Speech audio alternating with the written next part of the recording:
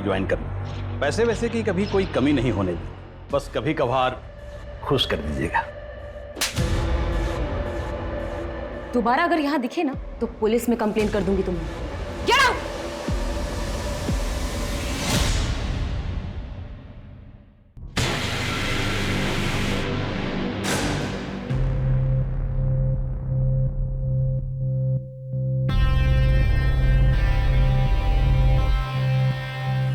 रति, कब तक हम ऐसे छुप छुप के मिलते रहेंगे?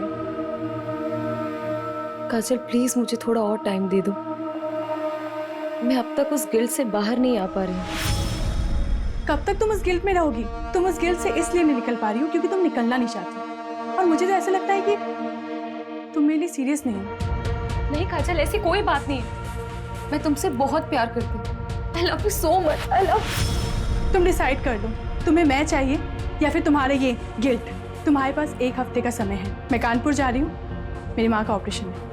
काजल, धारा जल्दी करो, लेट हो रहा है। आ रही हूँ, 1 मिनट आ रही हूँ। ये लीजिए। क्या है, कैसे काम वाली जैसे कपड़े पहनती हो? थोड़ा तो मेंटेन रखा करो अपने आप को। कौन कहेगा डॉक्टर की बीवी? इसीलिए बाहर लेके नहीं जाता कहीं। वो आपको लेट हो रहा था ना, इसलिए ऐसे ही उठ के आपके लिए नाश्ता बहाने तो हजारों हैं तुम्हारे पास। जाओ चाय लेके। माँ मेरे लिए भी नाश्ता दे देगा। 10:30 बज गए, अब तेरी आँख खुल रही है। देखो अपने साहबजादे को, बोर्ड के एग्जाम है इसके और नींद पूरी नहीं होती इसकी। पापा बस करो ना। 98% मार्क्स नहीं आए ना तेरे, तब बताऊंगा तुझे। क्या करूंगा 98% लाके? मुझे डॉक्टरी नहीं करनी है, MBBS नहीं करूंगा, आर्ट्स करूंगा, आर्ट्स। ऐसे ना फोर्स नहीं कर सकते हो मुझे। मेरी लाइफ पे ना कंट्रोल करना बंद करो। कर सकता हूँ, बापू तेरा कौन देगा तेरे आर्ट्स के पैसे? याद रखना, मेडिकल की पढ़ाई नहीं की ना तो इस घर से 1 पैसा नहीं मिलने वाला तुझे। ये बाप नहीं होता ना, इधर ही लाफा खाता। हमें क्या बोल रहा है?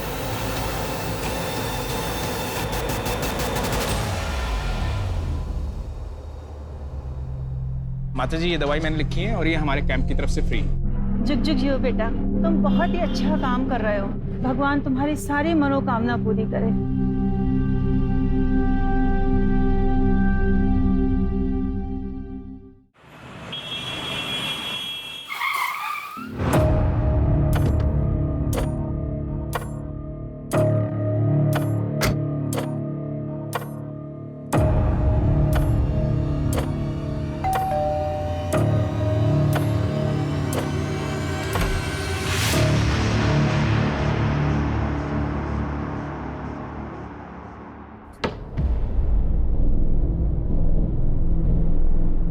आप बैठो, मैं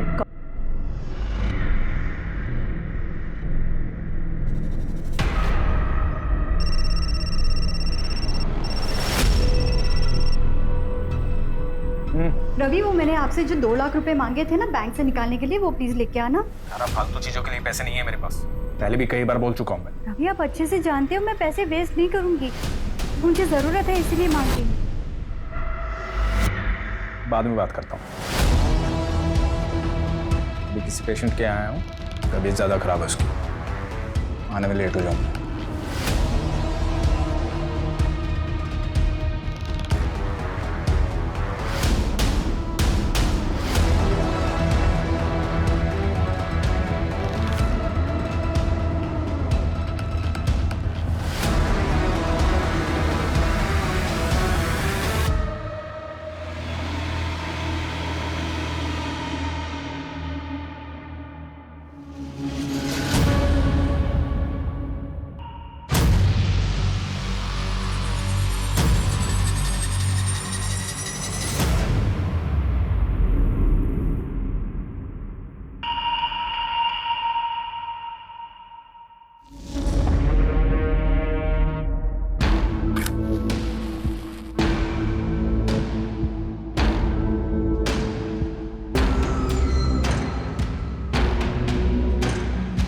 अरे वाह, महंगी वाली, क्या बात है।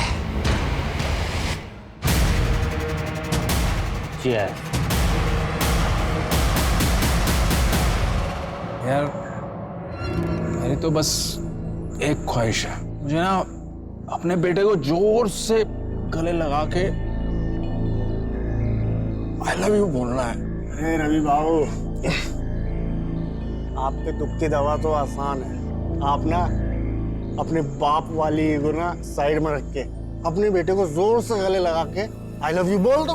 बिल्कुल। पर मेरे दुख की दवा नहीं है बाबू। 28 का हो चला हूँ पर कोई मिलती ही नहीं है।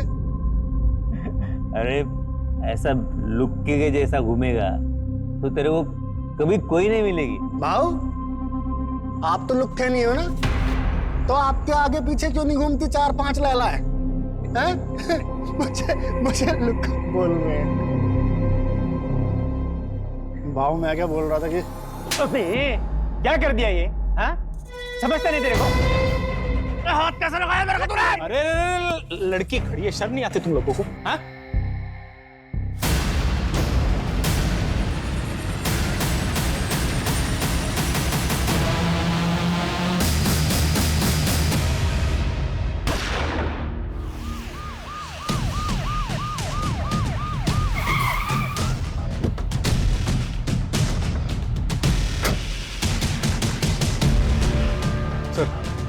बड़ा ही अजीब क्राइम सीन है।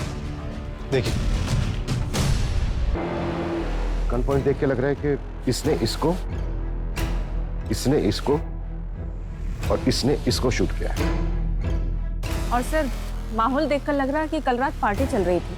और देखकर यह भी लग रहा है कि ये काम एक दूसरे की सहमति से किया गया है। आई मीन, एक दूसरे की सहमति से एक दूसरे को शूट किया गया। मतलब मास सुसाइड। सर, ये 2 आईडीज मिले। डॉक्टर रवि यादव हॉस्पिटल का मालिक। तुम जानते हो इसे? हाँ, काफी फेमस डॉक्टर है। और ये तीसरा कौन है? सर, इसके पास से कोई आईडी नहीं मिली।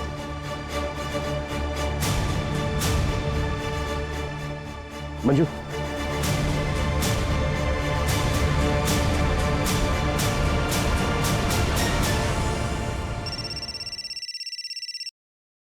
हेलो, क्या? माँ, क्या हुआ? समय पापा।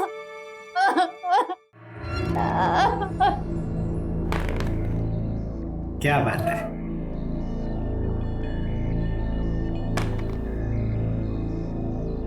पापा, आपका 1 आया था, आपने 3 क्यों चलाया? मैंने चीटिंग नहीं किया। आप चीटिंग कर रहे हो। चलो, आई देखो ना पापा, चीटिंग कर रहे हैं। क्या टिया, तू भी किसको बता रही है?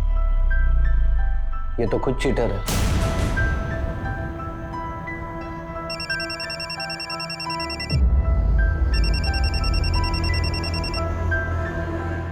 हेलो,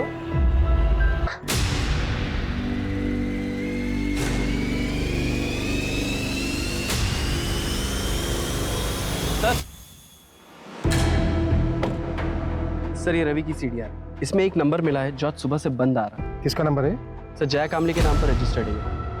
रेगुलर बातचीत होती थी? हाँ सर, दिन में 2-2 घंटे बात होती थी। सर, तो कहीं ये डॉक्टर रवि का अफेयर तो नहीं चल रहा था? पॉसिबल है। पोस्टमार्टम रिपोर्ट आई? सर, डिटेल पोस्टमार्टम रिपोर्ट आने में 1 हफ्ता लगेगा। प्राइमरी पोस्टमार्टम में ये आया है कि तीनों की बॉडी में 250 ml से ज्यादा अल्कोहल है। मतलब पूरे चांसेस हैं कि फुल नशे में हो। उनके पास ऐसा। क्या आप लोग इन्हें जानते हैं? नहीं सर। नहीं। क्या इसको जानते हैं?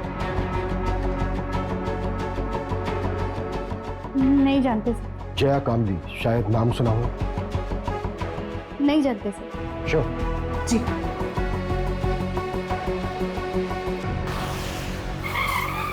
प्रदीप ने लास्ट कॉल जिस नंबर पे किया था, वो नंबर आपका है, मिसेज लता तांबरे।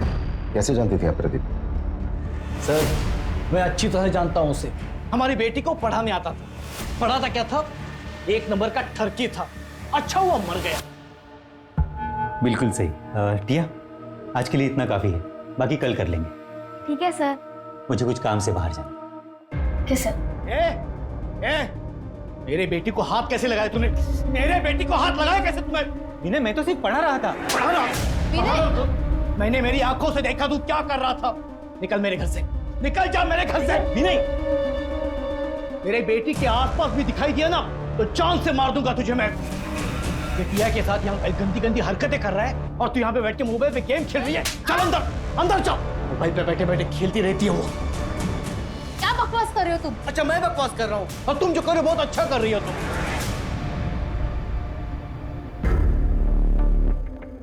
सॉरी सर, वो थोड़े गुस्से वाले हैं। मंजू, यस। इन दोनों को देखिए, कभी आपने प्रदीप के साथ देखा है इन दोनों को? जानती हैं आप इन्हें? नहीं, मैंने नहीं देखा। प्रदीप की फैमिली में से जानती है किसी को? क्योंकि हम उसके घर पे गए थे, घर पे ताला लगा हुआ था और नेबर से भी हमें कोई खास इन्फॉर्मेशन नहीं मिली। नहीं सर, उसने कभी कुछ बताया नहीं, शायद वो अकेला ही रहता था। अच्छा मिसेस तावड़े, क्या आप कोई ऐसा रीजन जानती हैं जिसकी वजह से प्रदीप सुसाइड कर सकता है? नहीं सर, मैं अच्छे से जानती हूँ उसको। प्रदीप सुसाइड कर ही नहीं सकता। अपना वादा याद है ना तुम्हें? भूली तो नहीं? वरना मैं अभी भी पुलिस के पास जा सकती हूँ। नहीं, पुलिस के पास मत जाना। मैं रवि के अंतिम संस्कार में बिजी थी। मैं तुम्हारा काम कर देती हूँ। जल्दी करो, मैं और दिन ज्यादा वेट नहीं कर सकती हूँ। हाँ ठीक है।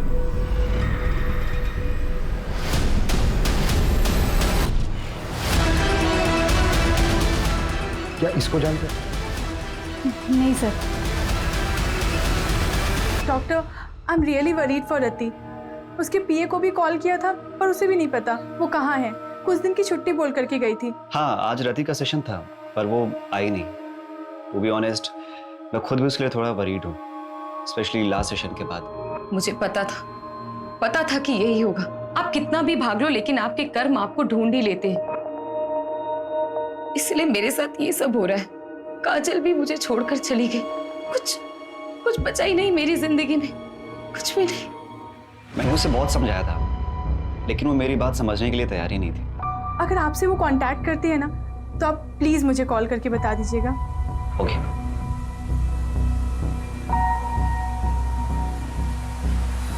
सर डॉक्टर रवि ने पाषाण में 3 करोड़ का फ्लैट बुक किया। 3 करोड़ का फ्लैट? जी। नॉमिनी कौन है? बेटा नॉमिनी। फ्लैट बीवी के नाम पे बुक किया। हाँ लेकिन सर, गन की बैलिस्टिक रिपोर्ट आ गई, ये देखिए। थोड़ी सी शॉकिंग है, रवि के पास जो गन थी उससे एक भी बुलेट नहीं निकली। प्रदीप और जो अननोन विक्टिम मिला है उनके गन से एक बुलेट निकली। लेकिन गोली तो तीनों को लगी थी। तो फिर तीसरी गोली किस गन से चली? सर, अननोन विक्टिम के हेड में जो गोली मिली उसकी बैलिस्टिक रिपोर्ट बन रही है। 2 दिन में गन का पता चल जाएगा। इसका मतलब साफ है कि वहां पर कोई चौथा भी था। मुझे शुरू से ही लगा कि वहां पर एक औरत भी थी जिसकी चूड़ी मिली थी हमें, और वो औरत वो यही हो सकती है। इंस्पेक्टर बिल्लू सिंह रिपोर्टिंग साहब। ए शामराव, लेकर जाओ इसको। हर हफ्ते का नाटक है।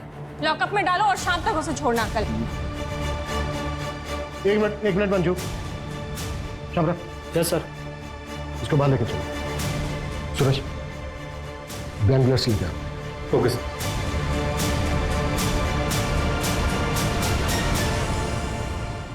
चल पकड़। मिला गन? निशाना लगा उसमें। घबरा मत, निशाना लगा। शाबाश। हाँ, लगा निशाना।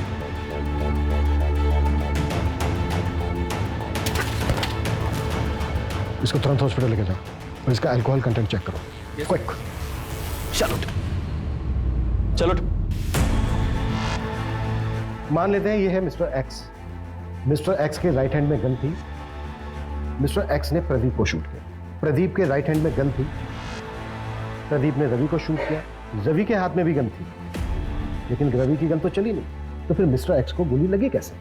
देखो, इन तीनों के ब्लड में 250 ml से ज्यादा अल्कोहल कंटेंट था। बिल्लू भी हैवी ड्रिंक करता है, जैसा कि हमने देखा कि बिल्लू ठीक से खड़ा भी नहीं हो पा रहा। निशाना लगाना तो दूर की बात। सर, तो फिर ये मिस्टर एक्स और प्रदीप का निशाना इतना सटीक कैसे लगा? दोनों में से किसी का भी निशाना नहीं चुका। इसका मतलब ये पूरा क्राइम सीन सेटअप था। एग्जैक्टली, हमें गुमराह करने के लिए। ये कोई मास सुसाइड नहीं बल्कि मास मर्डर था। इसका मतलब साफ है कि यहाँ पे इन तीनों के अलावा भी कोई चौथा था और ये चौथा है हमारा असली मर्डर।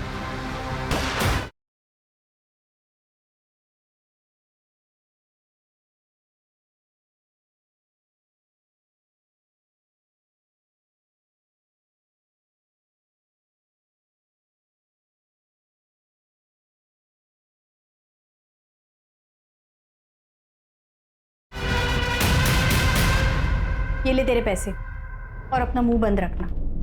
और हाँ, याद है मुझे मेरी डील, शहर छोड़ के चली जाऊंगी मैं। तेरे लिए यही अच्छा होगा। और गलती से भी समीर की कंप्लेंट पुलिस में नहीं करूँगी। बोला ना, नहीं करूंगी।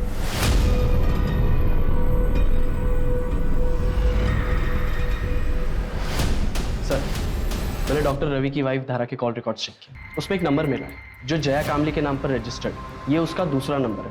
और सर, अजीब बात तो ये है, धारा और जया की बात डॉक्टर रवि के मरने के एक दिन बाद से शुरू हुई। तो कहीं वो चौथी लड़की ये धारा या फिर जया तो नहीं है?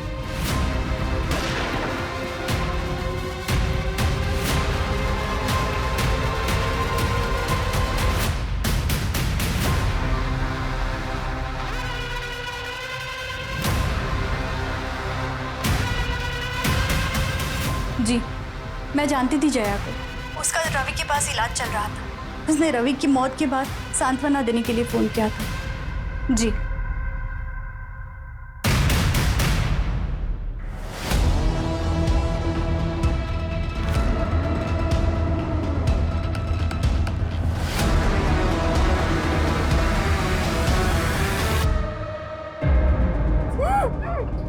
मेरे पापा से वापस मिलने की कोशिश की ना तो जान से मार दूंगा।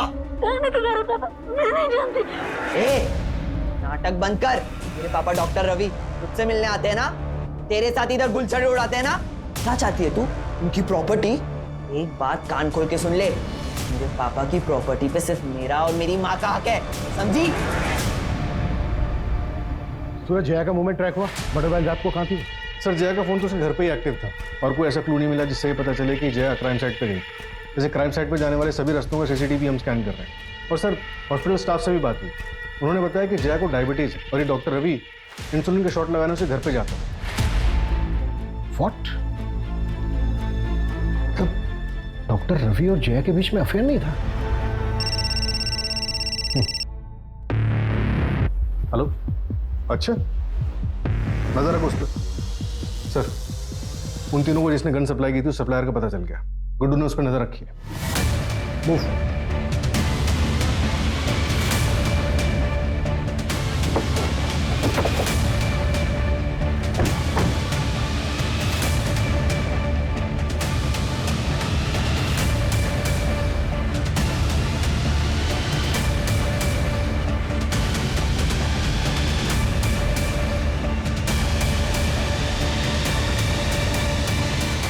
हो गया ना आज का कोटा पूरा? इन तीनों को गन तूने ही सप्लाई की थी, इसको जानता है तू?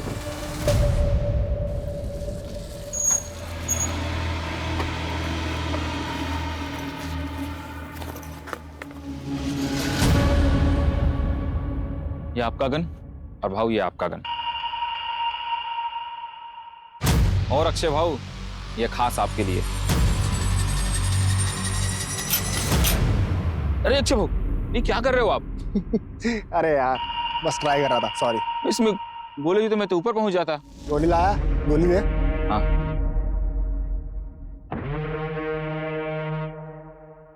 और चौथी वाली कहाँ है? चौथी गन है।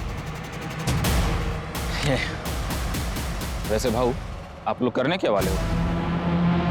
मतलब बस पूछ रहा था मैं, अपन को क्या?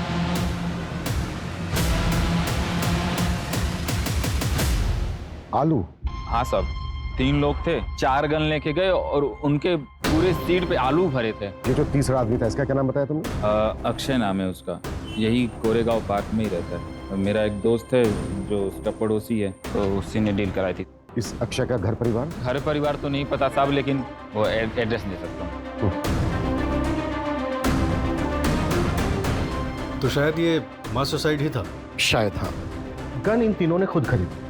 सवाल ये है कि चौथी गन किसके लिए खरीदी गई? तो शायद वो गन किलर के पास। इन तीनों ने और वो चौथा आदमी औरत जो भी कोई है, इन सब ने मिलकर ये प्लान किया होगा और फिर ये चौथा शख्स बैकआउट कर गया होगा। या फिर ये भी हो सकता है कि शुरू से इसका ये प्लान था। सवाल ये है कि ये चौथा शख्स कौन है और उस चौथे शख्स का इन तीनों के साथ क्या कनेक्शन? सबसे पहले हम इस कनेक्शन को ढूंढना। और सर वो आलू जो शाहिद ने बताया था, इतने सारे आलू से समझ में नहीं आ रहा है। मैं तो बेहोश था हॉस्पिटल में, कल ही डिस्चार्ज हुआ हूं। मुझे तो पता ही नहीं था कि अक्षय इस दुनिया में नहीं। इस महीने मेरा ऑपरेशन है। 10,000 कम पड़ रहे थे, वो इसी जुगाड़ में लगा था। उसने जिंदगी में अपने लिए कुछ नहीं किया, मेरे पीछे ही परेशान रहता था। वो कभी आत्महत्या नहीं करता। देखिए चंदन जी, ये तो हम नहीं कह सकते, पर क्या आपकी जानकारी में कोई ऐसा है जो अक्षय को जान से मार सकता है? कोई ऐसा क्यों करेगा? सीधा साधा था मेरा बेटा, न नशा, न लड़की, न कोई और ऐश, सिर्फ मेहनत करना जानता था। चंदन जी, ये दो लोग हैं जिनकी बॉडी हमें आपके बेटे अक्षय की बॉडी के साथ मिली थी। आप जानते हैं इन्हें? नहीं, मैंने इनको नहीं कभी देखा। ठीक है चंदन जी, अभी आप अपने घर जा सकते हैं। मंजू, गायकवाड़ को बोलो कि वो इनको इनके घर तक छोड़ दें।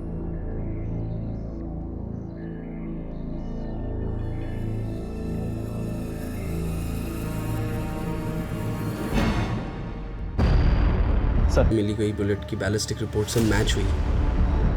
किस गन के साथ? सर, ये सेम गन एक और क्राइम में भी यूज हुई। चौंकाने वाली बात है सर, ये क्राइम 14 अप्रैल की रात को 1:30 बजे के करीब हुआ था और अक्षय, रवि और प्रदीप की मौत 12:15 के करीब हुई।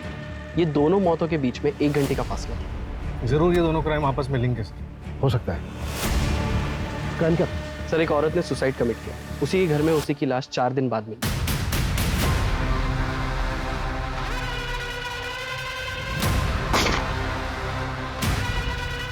क्या यार रति, तुम रति उठो ना, रति उठो। रति, क्या हो गया तुम्हें? रति जादव नाम था, कॉपरेटर योगेश यादव की बीवी। कॉपरेटर योगेश यादव, इसने भी सुसाइड किया था ना? हाँ सर, और उसकी बीवी रति यादव, ये भी इलेक्शन लड़ने वाली थी। तो वो चौथी औरत रति थी। रति के केस में ना और कंफ्यूज कर दिया है। 3 आदमी, 1 औरत। आखिर ये करना क्या चाह रहा है? रति के हस्बैंड ने सुसाइड किया और बाकी के 3 विक्टिम। कहीं ये सब कुछ रति के पास से तो नहीं जुड़ा हुआ है? और सर, राति के पोस्टमार्टम के मुताबिक उसके बॉडी से भी अल्कोहल बरामद हुआ था, 126 ml। फिलहाल हमारे लिए यही जानना जरूरी है कि इन चारों का आपस में लिंक क्या था। क्या ये चारों एक दूसरे को जानते थे? सर, अफेयर का भी एंगल हो सकता है। पॉसिबल है, पर सवाल वही है कि किसके साथ? हो सकता है एक के साथ, हो सकता है तीनों के साथ, और यही झगड़ा जलन इन मर्डर्स की वजह बनी। पॉसिबल है। अच्छा, रति यादव की बॉडी किसको मिली? सर, रति यादव के साइकियाट्रिस्ट डॉक्टर नीरव।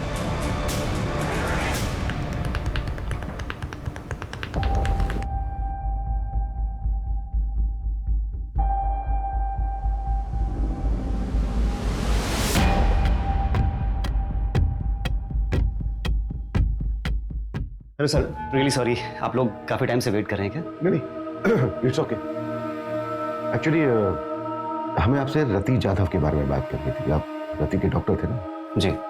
दरअसल हमें ये जानना था कि क्या रति किसी बात को लेकर परेशान थी? जी, एक्चुअली रति गिल्ट में थी। ये समझ नहीं पा रही हूँ कि ये गिल्ट खत्म कैसे होगा। गिल्ट? किस बात का गिल्ट था रति को? कुछ साल पहले उसके हस्बैंड योगेश की डेथ हो गई थी और रति उसके लिए खुद को जिम्मेदार मानते थे। रति, आई एम होम। ये तुम दोनों? सब क्या हो रहा था? योगेश मेरी बात सुनो। क्या बात सुनो? तुम्हें शर्म नहीं? मेरा नाम, मेरी इज्जत सब मिट्टी में मिल जाएगा। इलेक्शन कैंपेन स्टार्ट होने वाला है। तुम टेंशन मत लो, मैं और काजल कहीं दूर चले जाएंगे। मुझे छोड़कर सबको पता चल जाएगा। मेरा नाम, मेरा करियर, मेरी इज्जत सब बर्बाद हो जाएगा। योगेश मेरी बात सब सुनो। बर्बाद हो जाएगा।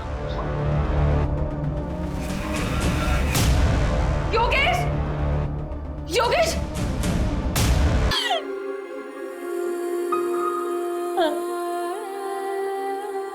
सर, ये सब सच है।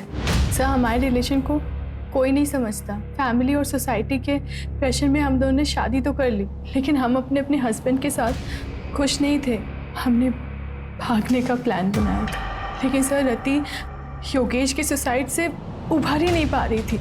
सर, वो अब्रॉड जाने के लिए तैयार तो हो गई थी, लेकिन उसको वो गिल्ट खाया जा रहा था। अब्रॉड जाने के लिए? और वो इलेक्शंस?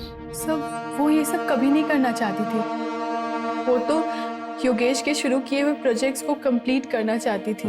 उसके बाद ईयर एंड में हमारा कनाडा जाने का प्लान था। अब कनाडा सेटल होने का प्लान था। वहाँ की एक यूनिवर्सिटी में मैंने पीएचडी का फॉर्म भी फिलअप कर दिया था। सब कुछ ठीक चल रहा था, सब कुछ। लेकिन उस दिन हमारे बीच झगड़ा हो गया।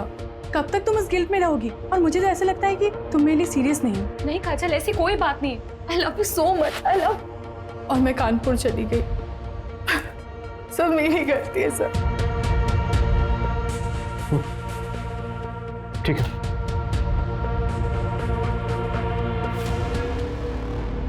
सर, प्रदीप ने मार्केट से 10 लाख रुपए उठाए थे और सर प्रदीप की लोकेलिटी में एक ज्वेलरी शॉप है, उसने वहां से 20 लाख के गहने ऑर्डर किए थे और सर उसने दुकानदार से कहा था कि वो अपनी बेटी के फ्यूचर के लिए इन्वेस्टमेंट करना चाहता है।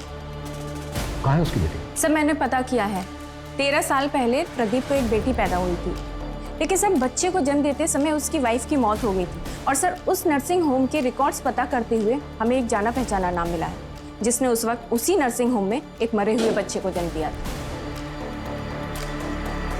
कौन?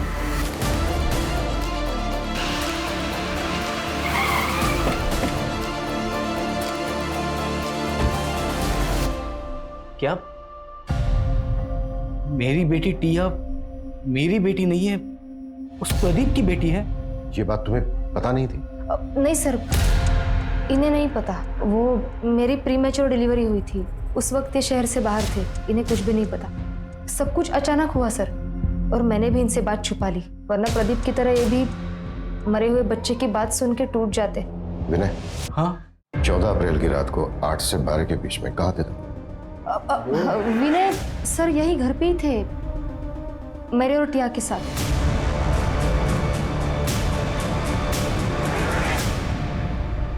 सर, रति के बैंक रिकॉर्ड्स चेक करके पता चला है कि कनाडा की एक यूनिवर्सिटी में उसे 30 लाख रुपए की फीस भरी थी और अगले महीने उसे 70 लाख रुपए और भरने थे। प्रदीप ने 20 लाख रुपए के गहने ऑर्डर किए थे और डॉक्टर रवि ने 3 करोड़ का फ्लैट बुक किया। ये लोग इतने बड़े इन्वेस्टमेंट कर रहे थे, जबकि इनके अकाउंट में पेमेंट करने के लिए पैसे नहीं थे। ये भी तो हो सकता है कि पैसा कहीं से आने वाला हो इनके पास, और ये बात पहले से किसी को पता। सर रवि को मारने के लिए धारा, जया और समीर सबके पास मोटिव था। और तो और सर, प्रदीप को मारने के लिए विनय के पास भी मोटिव था। और रति पॉलिटिकल फिगर थी, हो सकता है उसको कोई दुश्मन बन गया। थप्पड़ बहुत महंगा पड़ेगा मैडम जी। तुम्हारी यूनिवर्सिटी की फीस है 1 करोड़। सतीश 30 लाख रुपए भर चुकी थी, राइट? जी। बाकी के बचते हैं 70 लाख रुपए, लेकिन रति के बैंक अकाउंट में 70 लाख रुपए थे नहीं, तो फिर वो बाकी के पैसे कहां से भरने वाले थे? सब नहीं काजल, लोन लेने की जरूरत नहीं है। मुझे पैसे डबल करने की एक अच्छी स्कीम मिल गई है, जिससे हम अपनी फीस भी भर सकते हैं। जितनी बड़ी रकम उतना बड़ा इनाम। ऐसी कौन सी स्कीम है?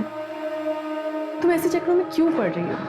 काजल ऐसा कुछ भी नहीं है, मैंने सब क्रॉस चेक किया है, सब जेन्युइन है, डोंट वरी। तुम ट्रस्ट करती हो ना मुझ पे? ऐसे दुगने करने वाली स्कीम? एक मिनट, तुम इसके बारे में और क्या क्या जानती हो? रति ने मुझे बस इतना ही बताया था। बेटा मैंने मम्मी को मैसेज कर दिया है, अब मम्मी से ले लो पैसे। ओके ओके बेटा। सर मैंने पता किया, मर्डर से 1 हफ्ते पहले रवि ने 1 करोड़ रुपए का लोन लिया था मार्केट से, और उसी तरह प्रदीप ने 50 लाख, रति ने 50 लाख और अक्षय ने अपने दोस्त से 5,000 रुपए उधार लिए थे। और ये पैसा हमें किसी के भी घर से या फिर किसी की भी डेड बॉडी के पास से नहीं मिला। तो इसका मतलब सर इसका मतलब साफ है, हम चौथे आदमी को ढूंढ रहे थे, लेकिन बाजी किसी 5वां आदमी है। हाँ मंजू। सर आपने मुझे जैसा बोला था एक बार क्राइम सीन चेक करने के लिए, आप क्राइम साइट पे फौरन आ जाइए, हमें यहाँ कुछ मिला है।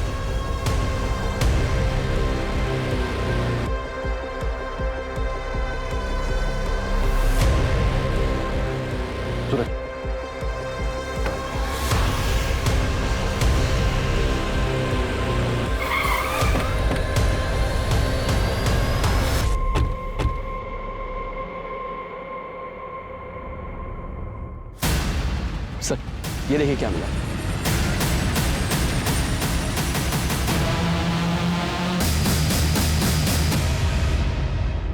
ये चल क्या रहा है?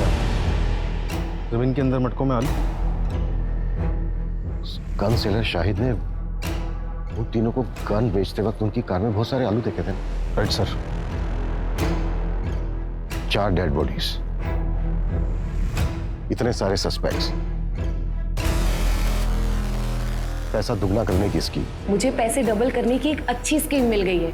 मास सुसाइड करने का नाटक, और ये जमीन के अंदर इतने सारे मटकों में दबे हुए आलू। सूरज, हमें उस 5 आदमी को जल्द से जल्द ढूंढना होगा, लेकिन फिर वही सवाल कि वो 5 आदमी है कौन और कहां है?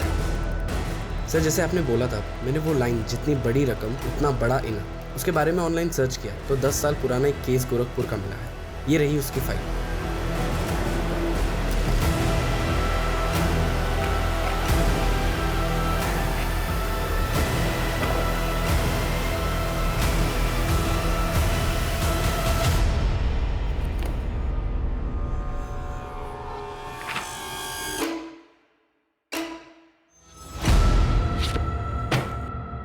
दस साल पहले देव श्रीवास्तव ने पोंजी स्कीम बनाई थी और सबको लूट लाट कर भाग गया था। ये केस सीरियस तब हुआ जब 2 भाइयों ने सुसाइड कर लिया था।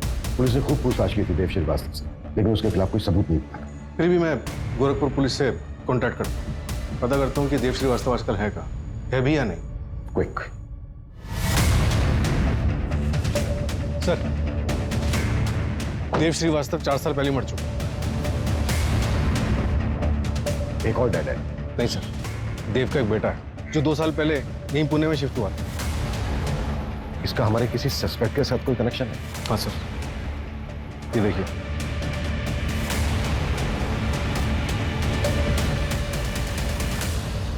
मेरे पास पैसे डबल करने की स्कीम है। ऐसा होता है क्या?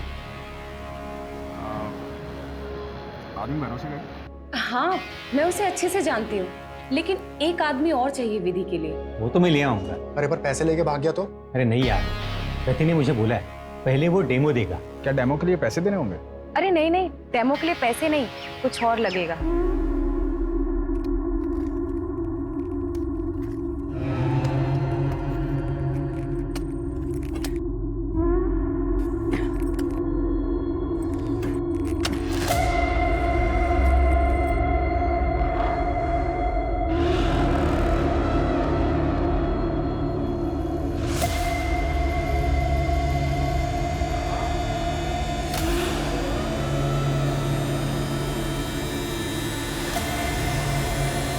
अब क्या करना है?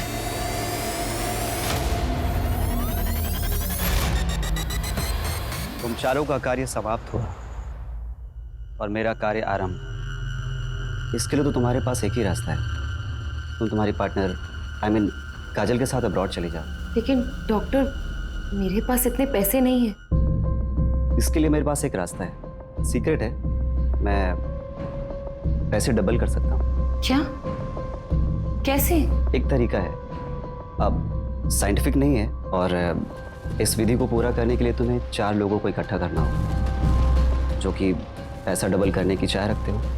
लेकिन डॉक्टर, ये सब होगा कैसे? पहले तुम 4 लोगों को आइडेंटिफाई कर लो, उसके बाद मैं तुम्हें डेमो भी दे दूंगा। उसके बाद अगर तुम चारों को मुझ पर भरोसा होता है तब पैसे लेकर आना।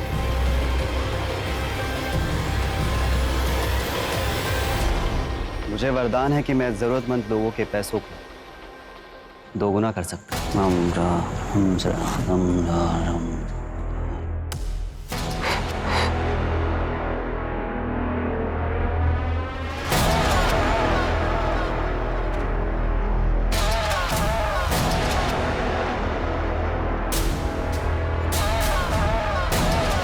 यहाँ आओ, यहाँ खोदो, सच क्या है खुद ब खुद पता चल रहा है।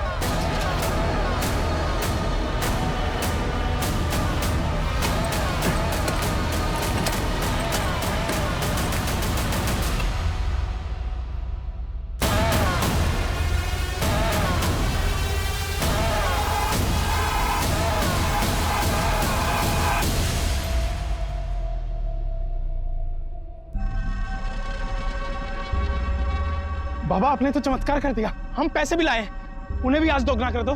पैसों को 2 गुना करने के लिए इससे भी मुश्किल विधि करनी पड़ी। मैंने रति को बताया था, इसके लिए शस्त्र की भी पूजा होती है।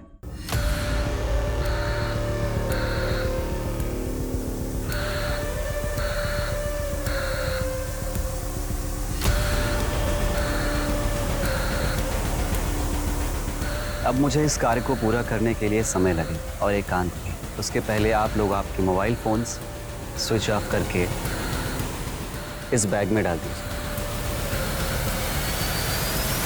अब आप लोग शुभ घड़ी की प्रतीक्षा कीजिए।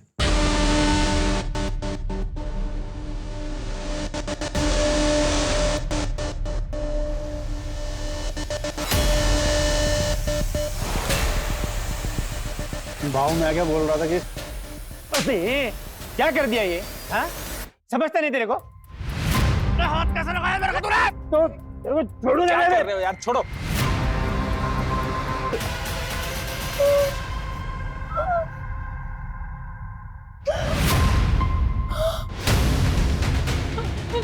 मैं थोड़ा चाहता हूँ।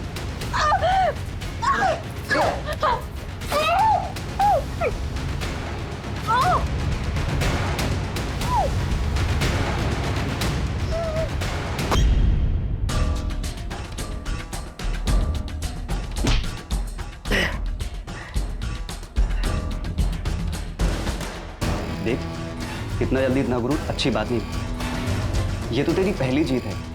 तुझे तभी और आगे जाना है। तुझे पूरी दुनिया में राज करना है, भगवान बनना है। हाँ, तू सही कह रहा है। मुझे भगवान बनना है, जो सबको अपने इशारों पे नचाता है। सबसे शक्तिशाली मुझे भगवान बनना है। लेकिन अगर पुलिस को पता चल गया तो तुझे कैसे पुलिस पकड़ सकती है? तो अब आगे क्या कर रहे हैं? हम दोनों मलेशिया भाग जाएंगे अब।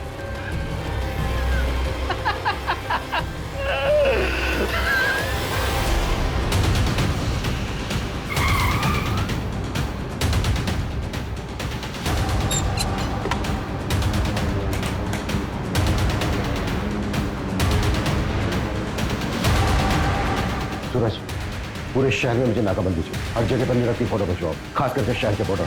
क्विक।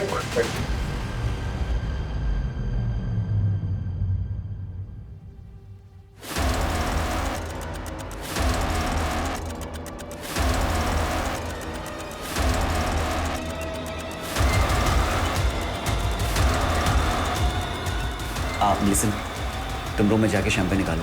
ओके। मैं बस 2 मिनट में आया। मैं बस 2 मिनट में आया। 2 मिनट नहीं बेटा, तेरे को बहुत लंबा समय लगने वाला है। अब लेके चला इसको। अरे सर मेरी बात। सर मार लेना, जी भर के मार लेना, लेकिन पहले ये तो बताओ कि मुझे ढूंढा कैसे? मैरीगोल्ड, यही पोस्ट कार्ड था ना तेरे केबिन की वॉल पर। पहले हमें लगा ये कोई होटल है। पिछले 6 महीने में कम से कम 60-70 होटल गए होंगे, पर तू कहीं नहीं मिला। फिर मैं पता चला वो नहीं, ये कोई होटल नहीं है, बल्कि ये तो मुंबई का एक्सक्लूसिव मेंस सीक्रेट क्लब है। एक पोस्ट कार्ड से क्लब तक पहुंच गए। तुझे क्या लगा तू ही जीनियस है?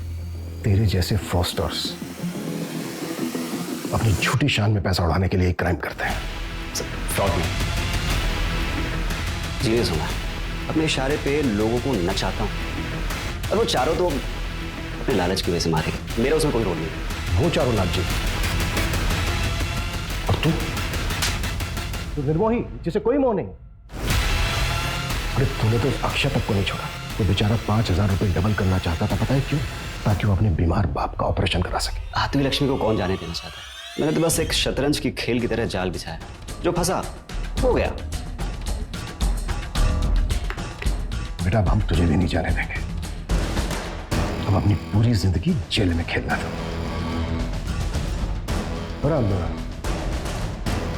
ये बता तू आलवों को डबल कैसे करता था? वो तो मैं पहले से गाड़ के रखता था, पर लालचियों को मेरी ये मामूली सी ट्रिक भी समझ में नहीं आई।